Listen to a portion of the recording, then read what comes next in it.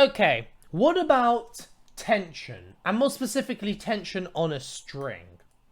Here we have two particles, P and Q. They have masses 5 and 3 kilograms respectively. And they're connected together by a light, inextensible string. Very important language, right? Particle P is pulled by a horizontal force of 40 along a rough horizontal plane. Particle P experiences a frictional force of 10 and Q of 6. Find the acceleration of the particles. Well, the first thing we want to do is draw a diagram, okay? Our diagram will look something like this, where this is P and this is Q, okay? This is 40, all right? This is my string, and this is 6, okay? We also know that P experiences a frictional force of 10, so let's model that there. Now, the important thing to note, the tension works like this, okay? The tension works on each side of the string. Because it is light and inextensible, we assume that the string has constant tension everywhere, so the tension here is also the tension here, and it has negligible masses, okay? Now, how are we going to find the acceleration on the particles? Using F equals ma, isn't it?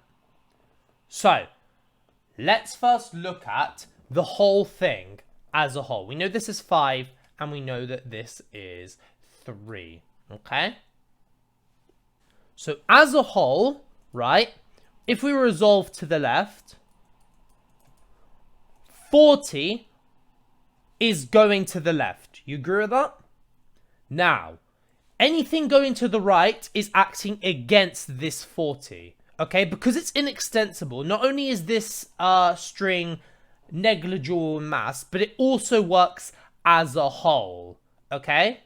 So the acceleration here is the acceleration here, which means that minus 10 minus 6 can be put because they are both acting against this driving force, all right?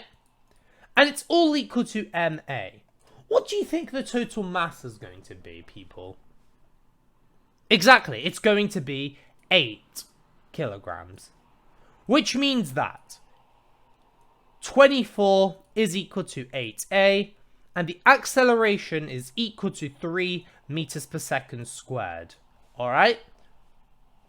Now, how are we going to work out the tension on the string at this point? To work out the tension on the string, all we need to do is to work it out as a little block. So let's look at this block here. All right. Here we have a force, a driving force, okay, of 40 newtons, isn't it? If we look to the right. We have a resistive force of 10 and a resistive force of T for tension, okay? This is all equal to the mass of 5 kilograms times the acceleration of 3 meters per second squared. This means that we can now work out what T is. So, 30 minus T is equal to 15, which means that T is equal to 30 minus 15, which is equal to 15 newtons. You could also do it on the other side as well, and it will work perfectly fine. Is this video helpful? Well, make sure you subscribe so you never miss a video like it from me. Now let's look at this example. Two particles, A and B, have masses 10 and 5 and are collected by a light inextensible string. Particle B hangs directly below particle A. The force is 180 newtons and it's applied vertically upwards to causing an acceleration. So before we find the magnitude of acceleration, let's draw a diagram. A looks something like this, and we know it's 10. And B looks something like this, which is equal to 5. What do you reckon are the resistive forces going to be? Exactly, due to gravity. This is going to be 10g, and this is going to be 5g, where g is equal to 9.8 meters per second squared. Okay?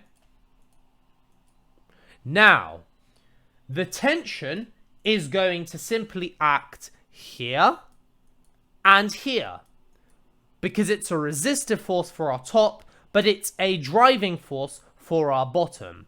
And obviously we have a driving force of 180 newtons. So what's the acceleration going to be? To work out the acceleration, because it's light and inextensible, we have to work it out as a whole. So resolving upwards, 180 minus 10g minus 5g is equal to a total mass times acceleration. Okay?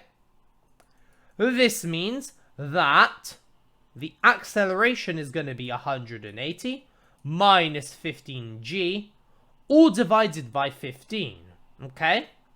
Which gives us an acceleration of 2.2 meters per second squared. Okay? Now, how are we going to find the tension? We simply split up the blocks. We used the top one last time. I'm going to use the bottom one this time then. But it also works for the top.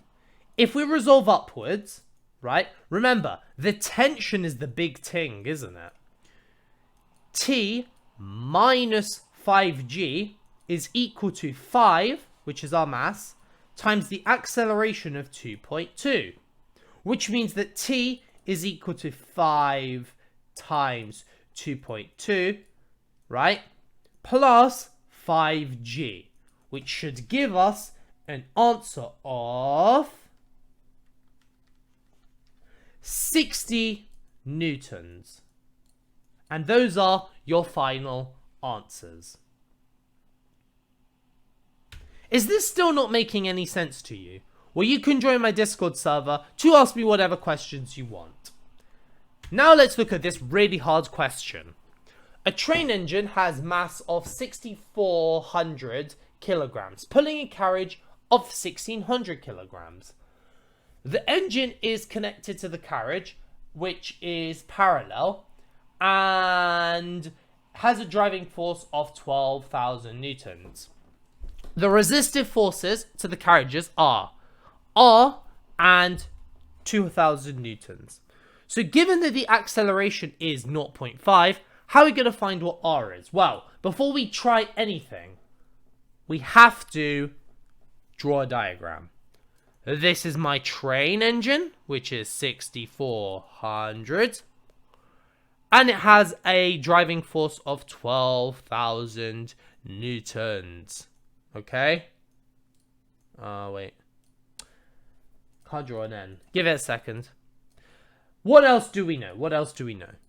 We know that it's connected to a carriage of 1,600 kilograms. We know that the resistive forces are 2,000. And we know that this resistive force is R. And the whole thing accelerates at 0.5 meters per second squared. Okay? So how are we going to find what R is? Well, we have to resolve the forces. So if we resolve it to the left, 12,000 minus R minus 2,000 is equal to 0.5 times the masses, which is 6,400 plus 1,600. Okay? Alright, brilliant. Now, all we need to do is put this on the other side. All right? And this one as well, on the other side. 12,000 minus 2,000 minus, I'm just going to calculate what that is now. It's 4,000. And that's equal to R, which means that R is equal to 6,000 newtons. How are we going to find what the tension is? Well, first, let's take a look at, let's model the tension, because I completely forgot about that. The tension has to be modeled as a driving force for the smaller ting, and for the bigger ting, it's a resistive force. Which means that, if we look at the smaller one, right, we know that, resolving to the left, T minus 2,000 is equal to 1,600 times 0.5, which means that T is equal to 2,000 plus 1,600 times 0.5 is 800, which is equal to 2,800 newtons. And those are your final answers. Thank you guys for watching. I hope this video made sense. Would you like to pass your exams with flying colours? Well, you can get tutored by me by dropping me an email. Keep on learning, as you have no idea what you're capable of doing.